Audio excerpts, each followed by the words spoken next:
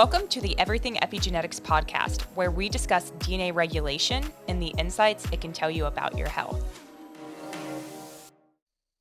I'm Hannah Wett, and I'm the founder of Everything Epigenetics. I have a really interesting episode for you today. It is different than what I traditionally do with researchers or people who are maybe more involved in the experimental or clinical space of epigenetics.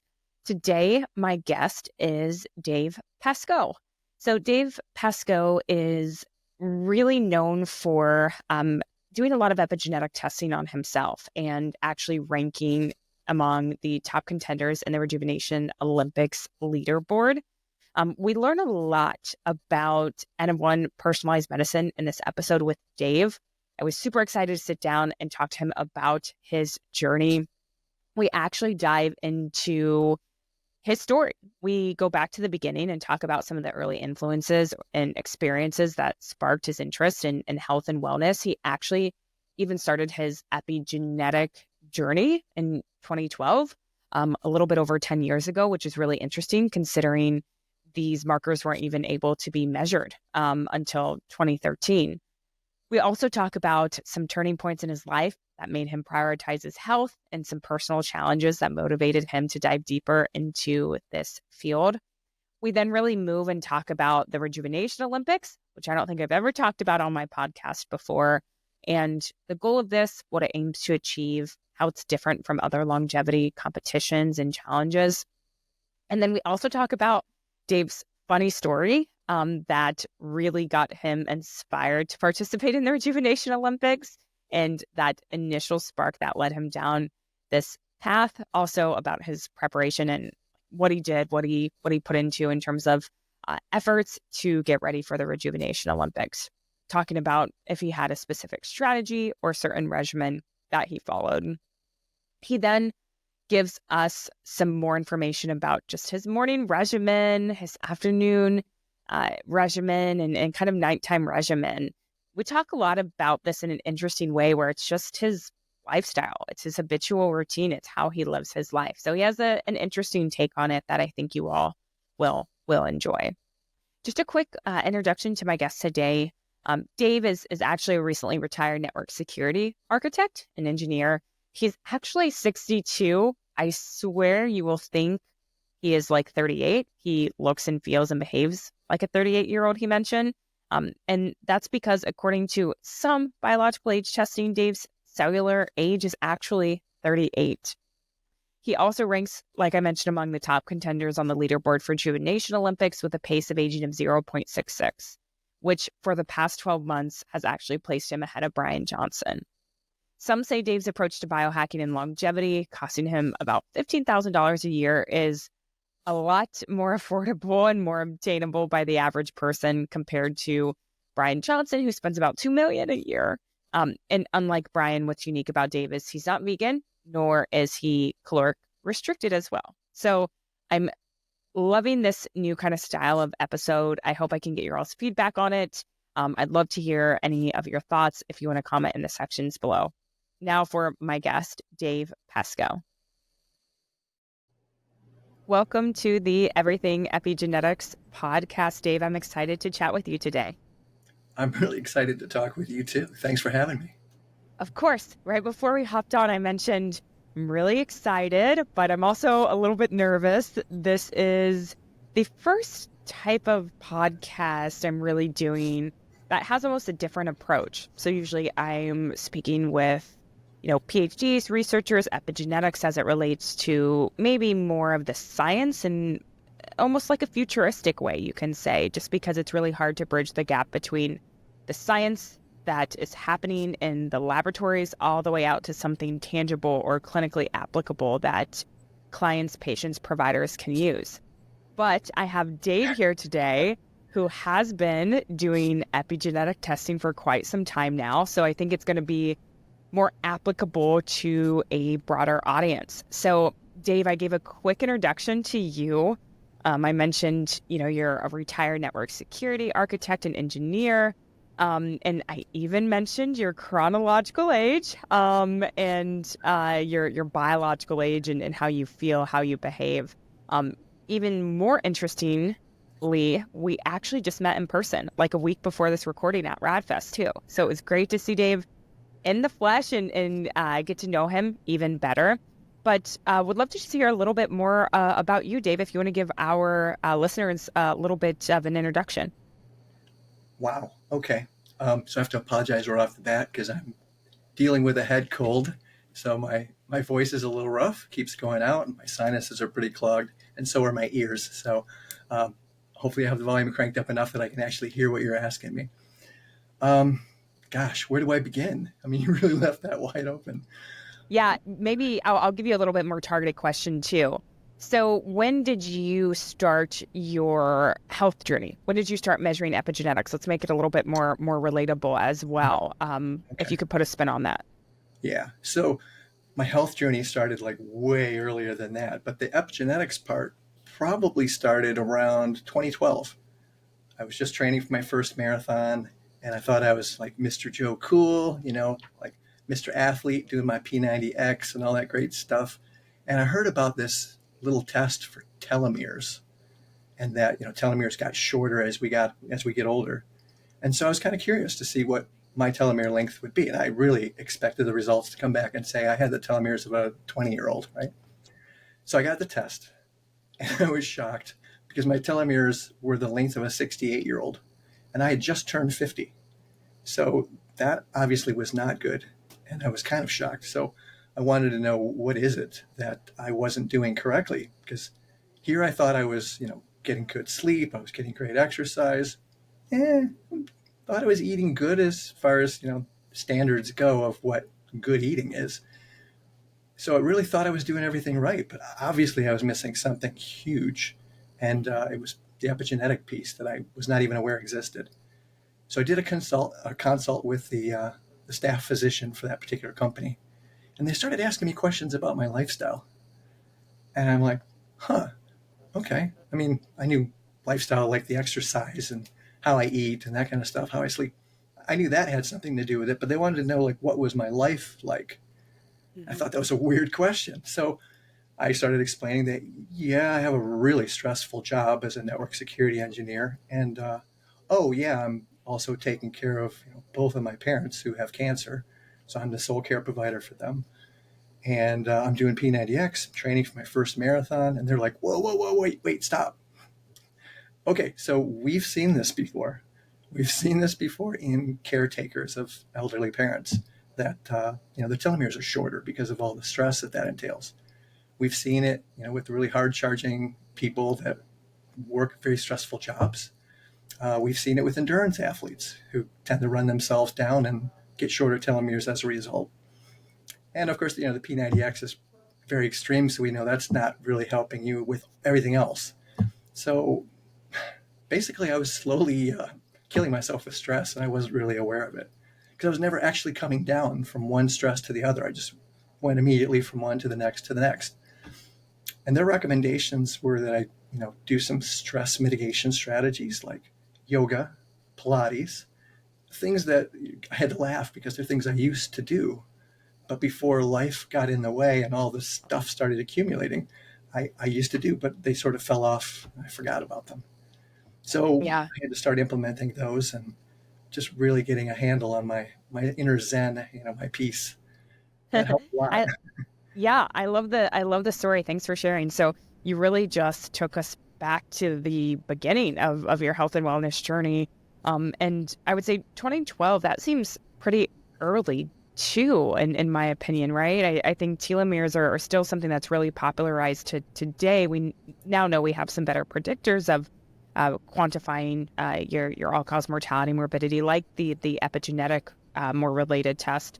But it seems like there were a lot of influences and experiences that sparked that interest in health and wellness. Like you probably felt you were being super healthy by doing the P90X, the training, and obviously being a caregiver is such a hard job. And then you took this test, it's something tangible. You look at it and you're like, oh, wow, that's not good. I actually have to make a change. So was it then that conversation that you had with the medical provider at the telomere length company? Was that like the specific turning point where you were like, okay, I need to prioritize my health. I need to become zen or find that inner peace. Were there any other challenges you would say that motivated you to dive deeper into this field? Well, as a kid, myself and my brother and sister, we were always sick kids. And I Mm. didn't know that that was anything unusual. I just thought everybody was like that. So we always had something. And I had eczema on my hands was really bad. I didn't realize that was an autoimmune condition because they didn't even know of such a thing back then. I was told that it was not genetic, but well, yeah, I guess it was handed down from Hereditary. parents. Yeah, Hereditary, yeah. yeah, because my mom had eczema when she was a kid, so they just said that's the reason why you have it, and that I would outgrow it, and I did. But then eventually it turned on my thyroid, so my thyroid then took a hit. So there was all those things that I mean never really considered because it just seemed normal. It seemed like everybody else had those conditions as well, Mhm. but I don't know. I mean, as a kid, I was a weird kid. I was always looking at what successful people were doing in their lives.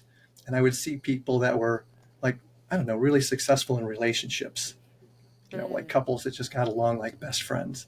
And, others that fought like cats and dogs and just couldn't seem to get along, just bicker at each other all the time. Or even, people that were wealthy and others that were struggling. And I wanted to know, like, what is it that make these people either successful in these things or not successful? And health was one of those things as well. Because I would watch Uh, as people would age, and I would see some people that age really gracefully, just vitality, all kinds of energy. They were just fantastic. They looked like older young people. And then there were those people that were way younger, but they looked so much older. They were just beat up and run down, aches and pains and all kinds of things way before their time. And so I started paying attention to what is it that these people are doing. What are all these people having these bad results? What are they doing in common? What are all the people that are doing all the good things have in common?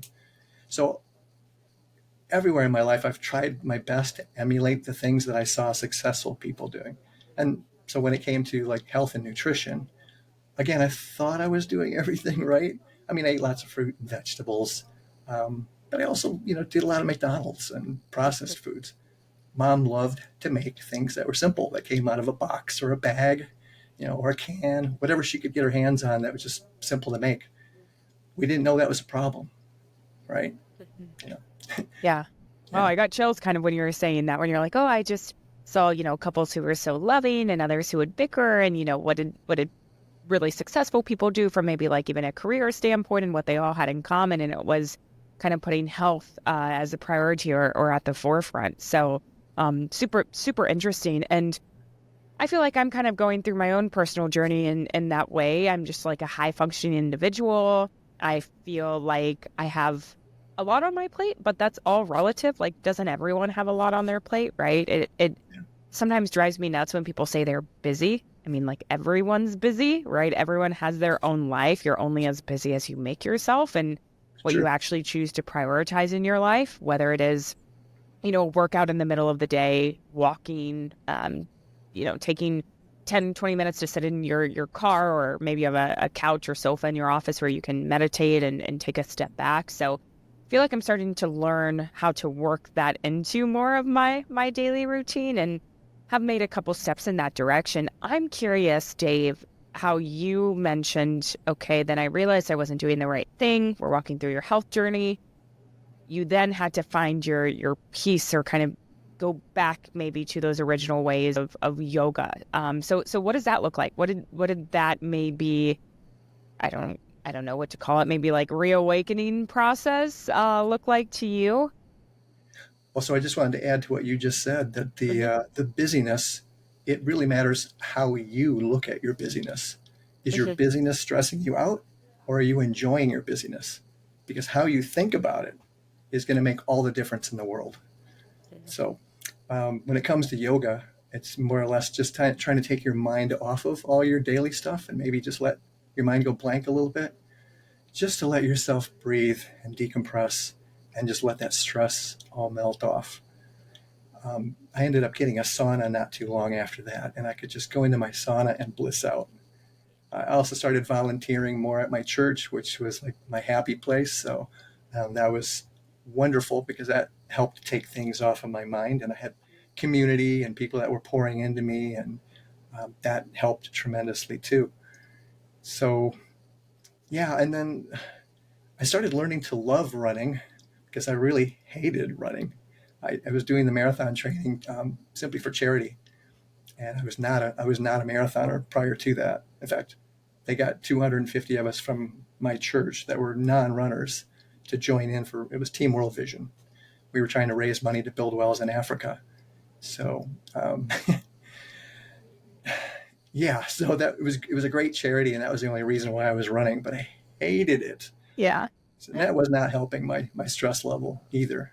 But once I finally found my groove and started enjoying it, it made the whole experience so much better. And again, that stress that I was putting myself under by hating something finally just disappeared. And now I started to find ways to love it. Yeah, it's a mindset. It's It totally is. a mindset. I do not like running.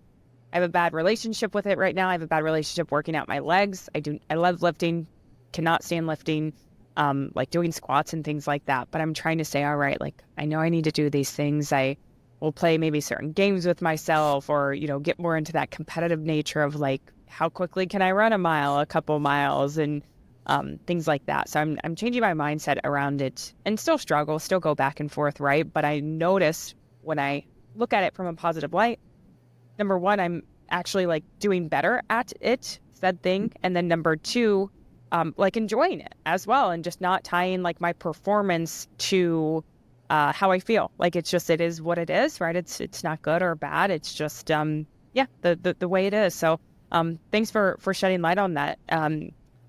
Dave, you're really interesting because you're where I really understood and started to get to know you is because you're one of the top contenders, as I mentioned in the introduction, on the leaderboard we have with Rejuvenation Olympics, right? With the pace of aging, the Dunedin pace clock of 0.66, which for the past 12 months has placed him ahead of Brian Johnson. And I know you have your specific routine, which we'll dive into. I want to learn all about what you're doing from like an epigenetic lifestyle standpoint. But I don't know that I've even actually on the podcast introduced the idea of Rejuvenation Olympics. I'd love to hear it from your standpoint, Dave, and what it is, how you're involved, how people can get involved. Wow. Okay. So the Rejuvenation Olympics, as I understand it, is, it's a partnership between you guys and Brian Johnson to try to see who is aging the best. Is that Yeah. correct? Yeah. Yeah, you're exactly right. No, it's as simple as that. I think people really make it a lot more difficult, but you're right. So, Rejuvenation Olympics is a way that we're able to basically put everyone on a leaderboard, on a fair playing field, to say, hey, here's how people are doing in comparison to one another, those who consent at least. I think there's a lot of maybe mistrusted data or information out there where on social media you would see people saying, hey, I'm reversing my age by 10 years, or I'm 21 years younger biologically, and that's just not true. Like, I've never seen that happen. It can't happen. It hasn't been published on in a peer-reviewed way with a second or third generation type of clock. So this was kind of a way to say, all right, what's one of the best epigenetic clocks out there, and can we actually form some healthy competition around this and curate a really nice community? And I think Brian Johnson has done a wonderful job at that. I think he's done a great job at that, and continues to kind of build this theme of being able to push out our death date, so to speak, as crazy as it sounds, and really focus on a age rejuvenation in a way. So it's been really interesting to see the growth of it. We're working on getting our Symphony age up there as well. That's a epigenetic clock we just created with Yale, which is the aging of 11 different organ systems. I actually had the creator of that clock, Raghav Sehgal, on my podcast as well when it was named Mosaic, but it's the same clock, Mosaic, Symphony, and Systems Age. They're all different kind of iterations of that same outcome. So, it's different maybe from other competitions or challenges in the sense that it's an ongoing competition. We update the leaderboard now, I think every week. now, every 24 Seems hours, like maybe daily, but yeah. daily now. Yeah, we've changed some of the rules more recently, so now it's automated, which gives people a little bit more insights. But now we have thousands and thousands of people who have consented to it as well. So, um, Dave, you've been doing this testing. You've been taking us along in your journey. You have a wonderful website and your regimen and everything posted on there. But like, what inspired you to like actually participate? Because you still have to consent. You still have to go through the process. You're now getting like some podcast interviews. You're talking to people, right? You're like a big name in the space now. Like, why did you want to be a part of this? Well, I mean, to be honest, it was completely accidental. It was not intentional at all.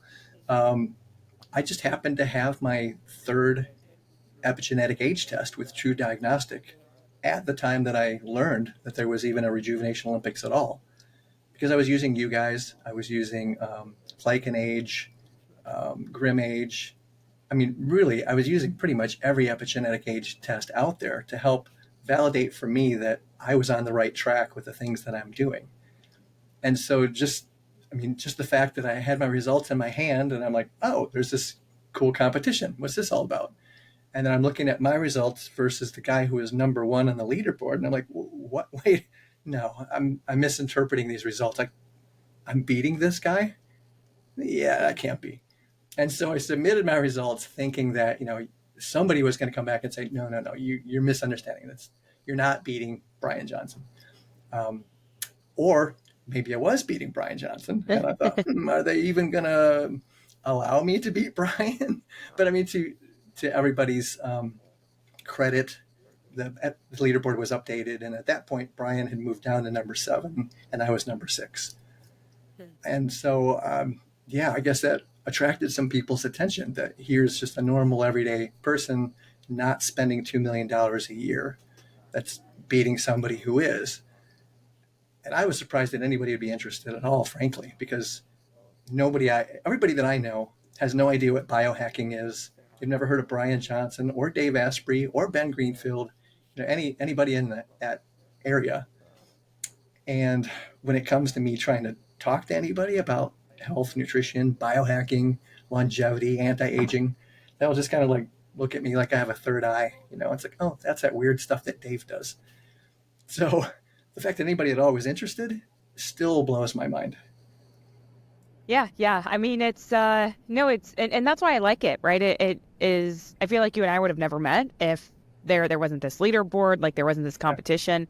It's funny though that you did it like kind of I guess on accident. Like I didn't know that story, so that's really really funny to me. And my follow-up question was, were you going to give any preparation to submitting for the Rejuvenation Olympics? But I'm maybe guessing no, because you didn't know you were going to, but obviously you had like a specific strategy or you were testing things in between all of the testing that you were doing, correct?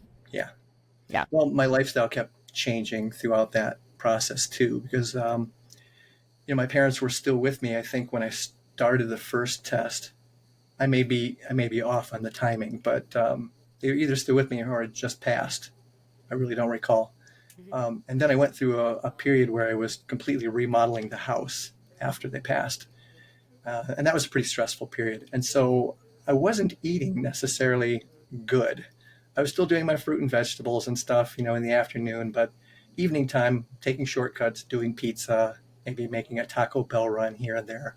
And when the house finally settled and I could start cooking my meals again, that's when everything changed for me. Because I was already doing the exercise well. I was already doing the sleeping well. But the nutrition piece, that was the piece that wasn't its best. And once I got that in line, that's when I got the 0.66. Oh, interesting. Yeah, the nutrition part is really hard too, right? It's like all about convenience. I always try to go really quick. I'm like, oh, I don't have time to make food at home when really if you even add it up or calculate it sometimes, like going out and spending the money and everything else that goes behind like going to the store definitely doesn't outweigh or does outweigh, excuse me, doing the, fast food run or kind of cutting corners. So when you crunch the numbers, it is kind of interesting. I've seen several people do like a comparison on that of social media. Like, here's the time I spent doing a home cooked meal and the amount of money. here's the time I spent and the amount of money I did like running and grabbing food or something. So I know that can be a really hard one to change, especially with someone's certain lifestyle. Yeah, it's way cheaper for me to eat Yeah. at home and make my own food. It just takes preparation time. And as long as I, batch up my meals in advance, then it's really easy because I'll just pull something out of the fridge and, thaw it out. And then it is Yeah. quick and easy. Yeah, and I think I want to get into that next, maybe for the second half of this podcast, Dave, as well. I want to learn a little bit more like about your routine, about what you do, and what you're interested in testing in the future. I think you're known as well too for testing even when you're maybe not doing so well, right? If there's a Yeah, lot of traveling or there are certain things that you want to test. So let's first, to break this down for the listeners, let's first go through like your routine. Maybe we can make it simple and do like morning, afternoon, night, and you can let us know if it's like consistent or you do those things every other day. And then we'll talk about maybe some of your like interesting, cool N of 1 tests. How does that sound? sure. Yeah, we can do that. Cool. Yeah, let's hop into morning regimen. What does that look like? Dave Pascoe, you're waking up, you're getting out of bed. What happens next until lunchtime? So the funny thing is, when I started writing all this down from my website, I didn't even realize the enormity of the things that I do because they're just habits, right? Hadn't really given them any thought. And when people ask me, like you just did, like what my routines are, most of the time I'll draw a blank because again, I don't have them memorized. They're all they're triggers. They're visual cues that I see as I'm going throughout the house that remind me to do the next thing. So I'll stack things together. Like as soon as I do one thing, it's like, oh yeah, I do these other things along with that. So for example, I don't have an alarm, right? When I wake up naturally, the first thing I do, well, the first thing I do, since I have a smart home, I have a Amazon Echo Dot in every room. And I say good morning to, I'll just call her Amelia because I don't want to say her name because it will invoke her. I will say good morning to Amelia, and she will say good morning. She'll tell me the time, the date. She'll tell me the weather. She'll tell me what's on my schedule for the day. Um, she'll give me a fun fact, and then she will give me the rundown of the news from like CNN, Fox News, and ABC News. So while she's doing all that and I'm listening, I'm still laying in bed, and I've got I have a Beamer. It's like a PEMF mat. It's already inside. It's like underneath my mattress. It's on my nightstand. So I just crank that on and I start that up because that helps for blood flow and oxygenation to the cells. And then as I'm doing that, I also have a Nano V at my bedside, and I stick the cannula in, and I'm breathing in the vapors from that because that helps with oxidative stress and protein misfolding. And so while all that's happening, I'm also doing my morning stretches. So I'm like taking my legs and trying to stretch them back over my head so that my knees are touching my chest and my toes are trying to touch the pillow behind me. And so I'm listening to her while I'm doing all that. Then, before I make my bed, because my unmade bed is a cue to me that I need to take my on-waking supplements, I'll pull those out of my nightstand. I'll take those morning supplements. And then I make my bed. And the next thing I see along my path to the bathroom is a rebounder. So I will get on the rebounder. I'll start bouncing around on that. That tends to get the bowels moving really well, better than coffee would, because I don't drink coffee. And then if I don't have to make a run straight for the bathroom right there, I will go and, well, I moved it for this podcast because usually right behind me I have an inversion table, and I think you can see right there as the top of it. It's just out of frame. So I will do about 5 minutes inverted while I'm playing with my phone and listening to podcasts. Then I'll go use the restroom, and I might then go to the kitchen as on my way through to the basement. Go to the kitchen and drink what I call my morning tea, which is lemon water, basically, with fulvic and humic minerals mixed in, a little sprig of, rosemary and mint, just for flavoring. And then I'll go down to the basement. I'll wash my face. I have my Carol bike right there. It's an AI-driven bike. So I'll do like a 10-minute sprint. That's a called a rehit session. So there's two 20-second sprints that I do on the Carol bike. It's actually less. It's like 7 minutes, not 10. But um, gosh, what do we do next? Basically, I mean, you're kind of getting the gist of it. That's like my morning as I see things are on my Yeah. path. It reminds me to do them. Yeah, you're just like walking through your life, but it's like Mhm. I don't want to say unconsciously. It's conscious, but it's just like what you've done for a very, very long time. And I guess to an extent we all do that stuff, but we're probably not as like regimented or in the flow as you are. Like we may be like, "Oh, I'm tired. I'm just going to lay back down for 10 or 20 more minutes." And if you're doing that, I know if I'm doing that personally, I know I probably have a less likely chance of actually getting up and meditating or going to the gym, right? Wherever that system stops or breaks or I don't do the next thing, it's basically all going to falter and fall apart. But I think you hold yourself maybe to a higher discipline. Maybe that's what it is, right? Where Yes you're and you're no, walking because through. I consider myself a lazy person. Um, Oh, interesting. yeah, Interesting. but I'm very disciplined with my laziness, if that makes any sense. Like all of that is very, very consciously designed and laid out so that I would not have to give it any more brain power after the fact. That way, Yeah, it becomes a habit, it becomes a flow. I don't have to think about it. It's just something I do. yeah. You said like I just imagine you like, oh, supplements in the nightstand, right? You're just like you put those there for a reason, so you remember to take them, and it's the next step in your routine, and then you don't have to worry about it. I also know when I like don't have my supplements in the supplement containers, I'm probably not taking them, right? I'm like, oh, I need Exactly. to make time to fill them up and to actually like lay them out and put them where they belong. But yeah, if they're like empty, I'm like, oh, I can skip one more day, and then it just ends up becoming a week, and then 2 weeks, and so on and so forth. Guilty. Yeah. Yeah, Yeah. guilty as charged. Happens to all of us. And Yeah. What about if I yeah? have to What's think next? about if I have to think about things like if I have to think about going out and running, I'm not going to want to do it, right? Yeah. I don't want to go run right now. I don't feel like it. So I don't think about it. I just do it. Hmm. I make it the habit. I found that sometimes when I've felt my crappiest, like I'm going to be terrible at this. Well, I'm always terrible at my runs. Let's face it. I'm not a good runner. But when I feel like particularly run down, those are usually some of the best runs I have. And then if I feel like I'm really going to go out and crush it, kind of sucks. It's not the best run ever. So Yeah. It's like when you give too much thought to it, or you just let a little bit of it creep in. Like, oh, yeah, I'm not going to go to the gym, or I'm not going to do this at the gym. If you already plan on doing it, it's like, oh, it just makes it that much more tough or actually harder to do. So it's interesting you say that because I think subjectively I get that. I get that same feeling. Like if I'm not feeling too well, then I go and I feel even better afterwards. And it was a great workout, or even better than what I would have done if I wasn't sick or wasn't feeling into the mood of doing it. So so just try to remove the choice. try to remove the choice. That's it. That's the theme. What about just traditional like lunchtime? Are you doing anything in particular?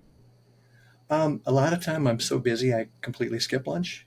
But Hmm. when I do eat lunch, um, usually that's something pretty simple too. I'll have like some celery with hummus. I'll do an apple, an orange, some a banana. Well, I do a banana first thing in the morning too. I forgot all about that. That's on my way through the kitchen. Um, yeah, so I'll do that along with I like canned sardines and Yeah. mussels and oysters and mackerel. So sometimes I'll eat all of those, or Hmm. sometimes I'll just choose one or two of those.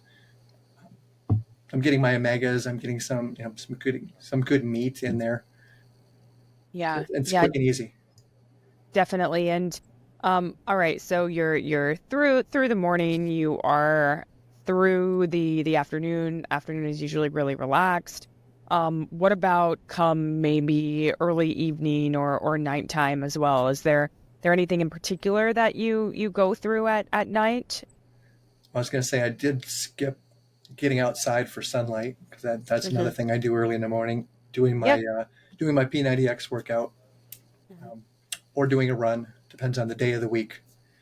But in the evening, yeah, I start my wind down pretty early because I try to eat dinner at about 3 or 4 p.m. Oh, So that really? way, yeah, so that way I'm done by 5 and 6 at the very latest. Because I find on my sleep scores that they're much better if I'm not digesting food. So if I give Mm, myself 3 or 4 hours of no food before bed, I sleep much better. My recovery scores are better. And I think hmm that's just because my body is, instead of spending all of its resources on digesting food, it's doing the repair that it would otherwise prefer to be doing. hmm And Yeah. so, yeah, so I'll start that pretty early. That I'm done eating. My house being a smart home, I have all of my recessed lighting. It's all Philips Hue bulbs, so they're Bluetooth enabled and they can be any color or intensity that I need them to be. So I have them pre-programmed to start. Well, they shift completely to red as soon as the sun starts setting, and then throughout the evening they progressively dim, and so it tends to help make me sleepy. And Oh, also, I will put on some like super dark red light glasses if I'm watching TV, even though all my TVs tend to shift toward the red light in the evening, and so do all my like my phone and my screens. They all do the same thing, hmm and that yeah, that helps make me super sleepy, and then I'm able to go to sleep at a reasonable hour, like pretty early. Yeah. Yeah, that sounds awesome. And it sounds like you're doing, uh, a little bit of everything, right? You're exercising, you're hitting the head on nutrition and supplementation, sleep and trying to limit and avoid environmental exposure. So a lot of those kind of like filtered toxins and products. I really like the light example that you mentioned there as well. You mentioned infrared sauna, maybe doing a little bit of like non-intentional caloric restriction or fasting in a sense. You're like, oh, sometimes I eat lunch, sometimes I don't, but I don't believe you count calories either. So it's just, No, listening to your body and listening to how you're feeling. And then outside of that as well, you've even done some pretty cool things. Even right before we hopped on the call, you mentioned I think you went and did some hyperbaric oxygen chamber therapy and have done uh, plasmapheresis, correct, as well? yeah, yeah. Yeah, Well, and I yeah, was go just ahead. Even some other things. I'd yeah, I love was to just hear a going to little bit say more. plasmapheresis is having the actual procedure is a little out of my pocketbook range because that's hmm about $8,000 to $10,000 if you pay to have it done. hmm So instead, I like to be a little more creative than that. I just go to plasma places and donate my blood, and then they Mm, pay me for that, which is fun, because I yeah. usually take the money that I get from the plasma donations and I spend that on the HBOT sessions.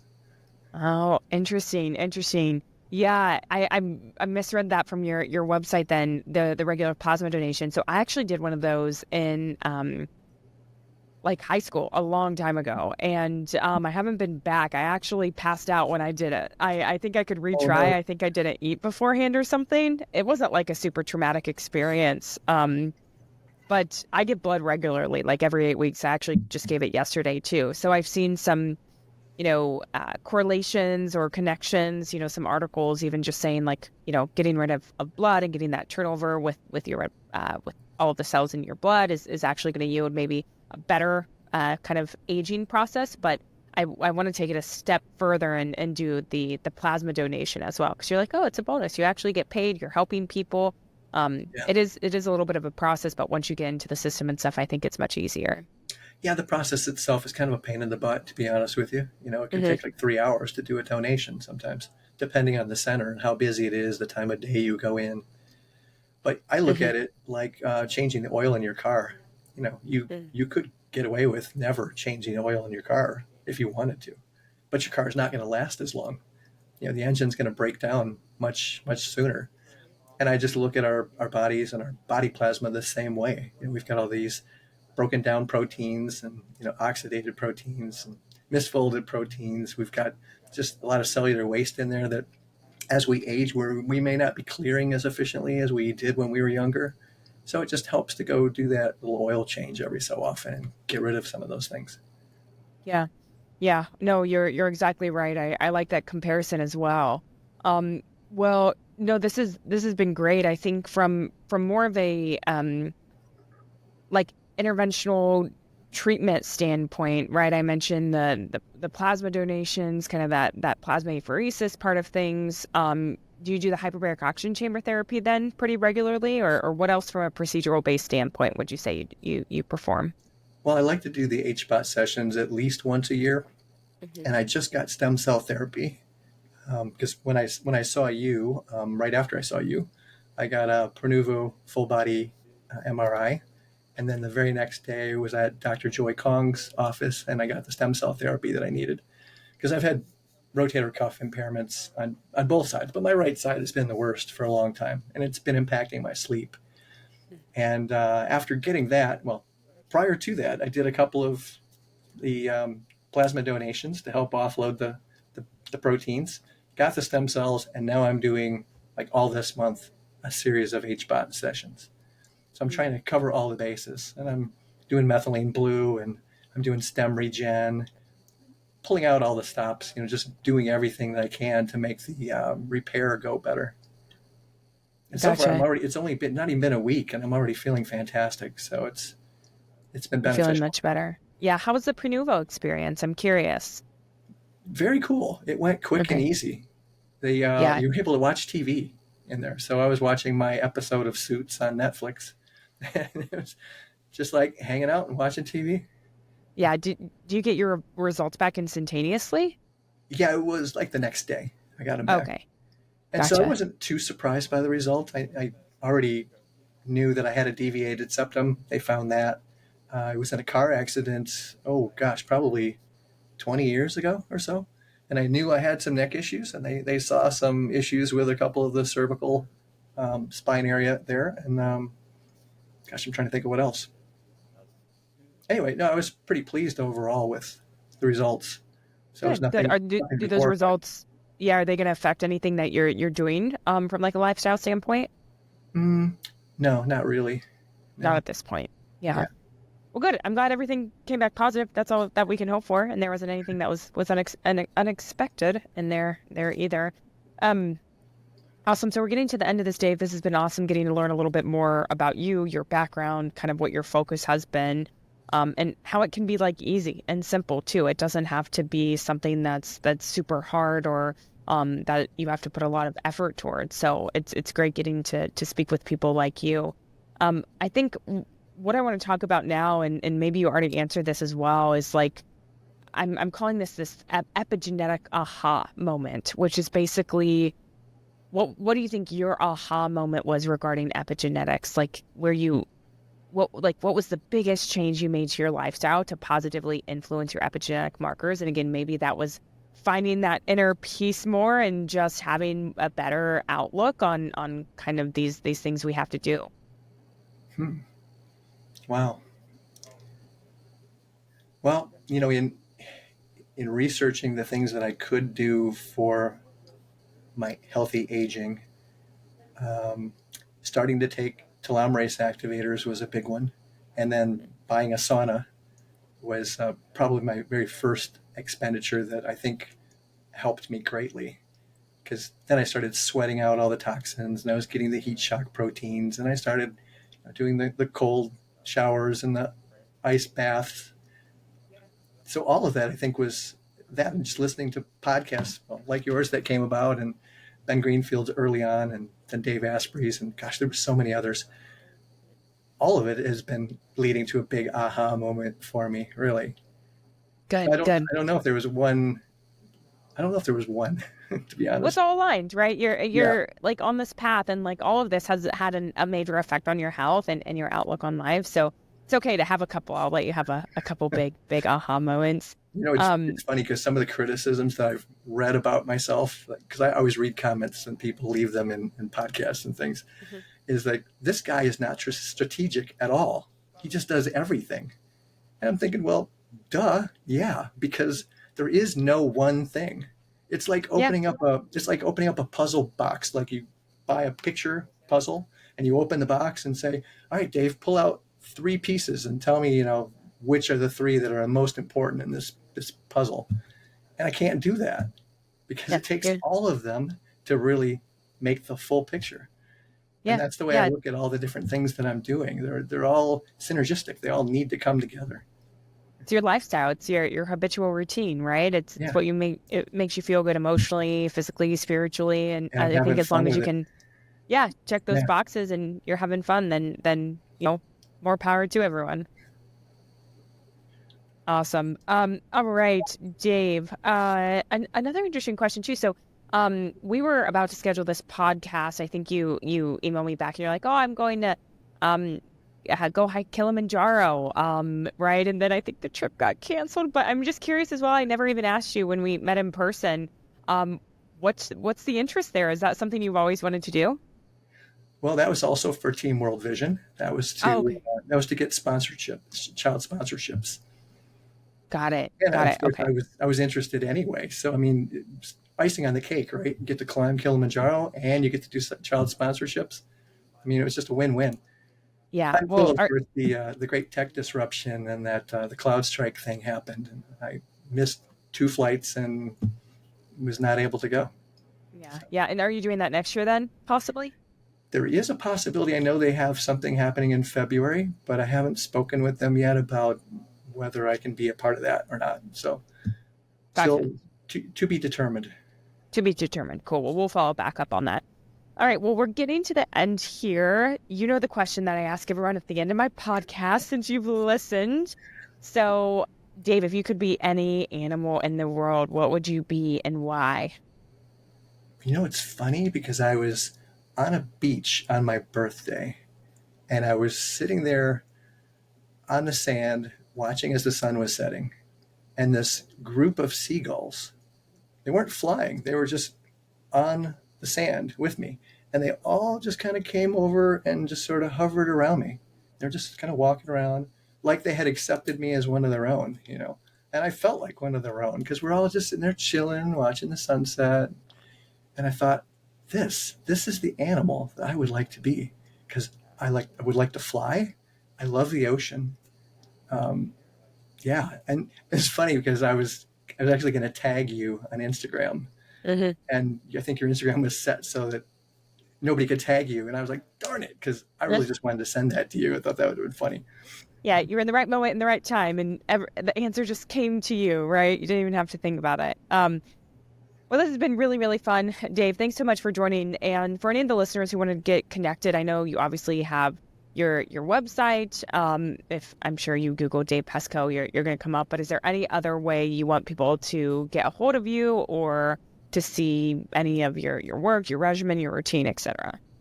Yeah, so well, the website is davepascoe.net, and then I'm available on Instagram at dave.pascoe. Awesome. Sounds good. Well, I will make sure to link all of that in the show notes. Thank you so much, Dave. Thanks for everyone else for joining us at the Everything Epigenetics podcast. Remember, you have control over your epigenetics, so tune in next time to learn more on how. Thanks again, Dave. Thank you.